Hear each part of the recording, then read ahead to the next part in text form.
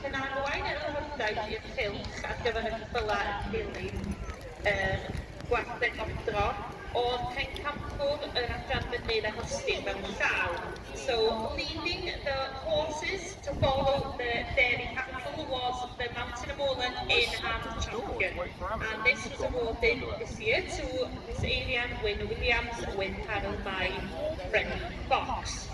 In the working pony section, the championship was awarded to Osian Roberts from Gwlchmai, Gloucester.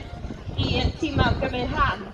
Mi fydd y tîm buddugol yn ennill 75 pint i'r tîm a hefyd gwobr o 75 pint I elusen o'i dewis nhw. So there is a bit of an incentive for the teams here competing.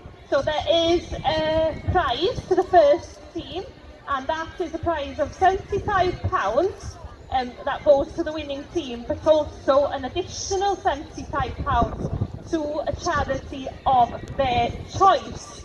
A fel y gwelwch chi, yn pen draw cw, mae yna rhywun wedi llenwi'r bêl olaf, a dwi'n meddwl tîm Mona Tractors.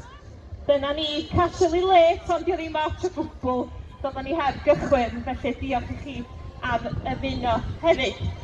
Felly, fel o'n i'n dweud, y sefydliaeth fan yma ydy gwneud I ffordd i'r pen draw ac mi welwch chi fod swyddogion y sioe yn barod y fan yna. Felly, jyst so bod pawb yn dall, pan dwi'n dweud go, a mi na I roi 3, 2, 1 go I chi, da chi eisiau gwthio mor sydyn y gallwch chi I gyrraedd yn linell derfyd, a mae gyda ni feirniad profiadol iawn ym pen draw. So, as I mentioned, once I've said 3, 2, 1, go, all the teams will be pushing as hard as they can to make their way to the finish line, where we have a judge, an experienced judge that will be telling then who has won the competition. Felly, edrych ydy'n music ni'n barod? A ni, gret. Tîm am barod? The team's ready? Dim symud? Yn gweld pob yn dechrau ysgwyd. Felly, chi barod? 3, 2, 1, go!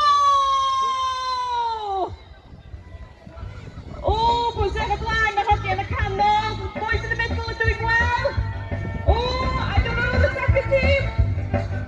Oh, and I can see that Mona Tractors are going well at the end.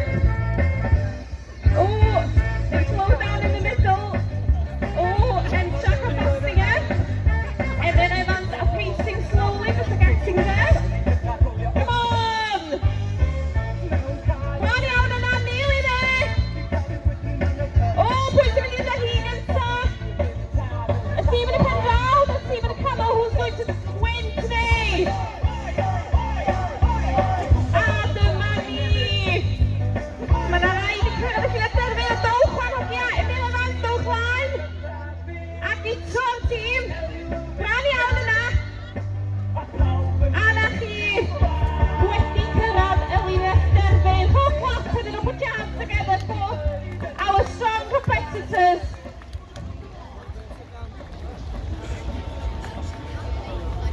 Is the plough. Ploughing still remains the most popular process for preparing a seed bed. A horse and plough could complete about 1 acre per day, with a ploughman walking an incredible 12 miles behind the horse and plough.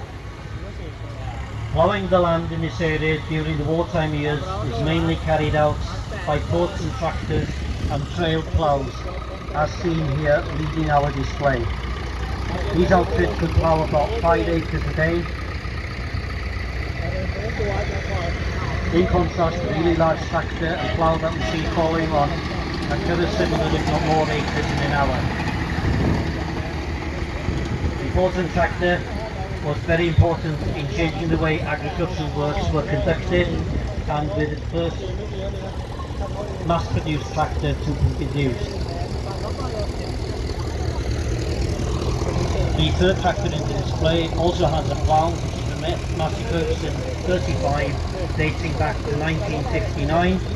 This tractor was a leap forward in technology, as it has a diesel engine producing about 37 horsepower and 6 forward and 2 reverse gears. But the main difference between the early Fordson and the Massey Ferguson is the 3-point linkage, which in the 1950s was comparatively rare, as is now standard on all modern tractors. Now Gwynedd, perhaps you can talk about the large tractor and the 5-furrow plough. Thank you. Yeah. First in, we have the Massey Ferguson 7S 180, which is one of MF's best sellers. The Massey Ferguson 7S 180 here is made in Beauvais in France. This is a mid-range size tractor which is popular with farmers across the country, performing anything from light tasks like chain harrowing and rolling, spraying, fertiliser, to mowing, baling, and like we see here, ploughing. It has a 6.6 litre 6-cylinder AXA power engine made in Finland, producing 180 horsepower, and when the tractor is completing heavy work, there is an engine boost to help out, increasing the power to 210 horsepower, while the maximum torque is 860 Newton meters. A typical family car has about 400 Newton meters of torque. This tractor has a Dyna 6 gearbox, which means it has 24 forward and 24 reverse gears, with a maximum road speed of 50 kph. The 7S can safely and comfortably lift up to 8.1 tons on the rear linkage and up to 4.4 tons on the front linkage. This tractor has 150 litres a minute of hydraulic flow. A full spec tractor like this would cost £120,000. I'll just push over to Barry now from Pottinger to explain a bit about the plough. Thank you, Gwynedd. Okay, so the plough on the back of that tractor is what we call the Servo 4000. That's a 5-footer plough, and this is one of the new 1000 series ploughs from the Austrian manufacturer Pottinger. The power rating of these models takes us up to a hefty 360 horsepower. You can see that the build quality is exceptional, and this 5-footer model has the option of hydraulic on-the-move throttle width adjustment combined with the option of the hydraulic front throttle adjustment as well. Ploughs have evolved tremendously over the years, but the principles remain the same, and we believe that there is no substitute. Burying manure and also effective weed control can be achieved by completely turning the top surface of the soil. Various mow modes are available depending on how deep you want to plough, and also to allow the wider tractor tyres now available to drop into the furrow base. This plough has a shear ball protection system to prevent damage from large soles or roots. Hydraulic breakaway systems are also available as a non-stop solution, preventing damage to the plough in tough conditions. Okay, the actual acres a day that we could achieve with this type of plough on this sort of horsepower tractor would vary depending on field size and conditions, but you're looking at between 30 and 40 acres per day achievable with a plough and tractor of that size. If you'd like to see more about the plough and talk to us, please feel free to come to the Emerson stand if you'd like more information. Okay, thank you. Unwaith y bydd yr erennig wedi cwblhau, y can nesaf i rwlio'r cae mwyn torri lawr y coesi ac unrhyw lympau o bryd. Mae'r roler awelir yma heddiw efo'r ffyrgi bach yn roler carreg hen iawn. Mae'n debyg iddo gael ei adeiladu yn ardal Bethesda gan ddefnyddio carreg o'r ardal a pham a adeiladwyd gan y bob lleol. Mae'n siŵr y gytunwch bod yr hen tractor sy'n tynnu'r roler yn un o'r tractorau enwocaf yn y wlad hon, ac o bosibl yn y byd, y ffyrgi bach neu prif llwyd fel mae'r enw galw nhw. Once the ploughing is completed, the next stage is to roll the field in order to break down the ridges and any clumps of soil. We have an old stone roller behind the grey Fergie. This was probably manufactured by a local blacksmith in the Bethesda area. And the little grey Fergie that's pulling it is one of the forerunners of the modern tractor, invented by Harry Ferguson, one of the founders of the present-day Massey Ferguson brand. Production began in July 1946 at the Banner Lane manufacturing plant in Coventry in the UK. The cost of these tractors when new was about £350 to £400, and over £500,000 were built in the 10-year lifespan. Now we'll talk about the big roller.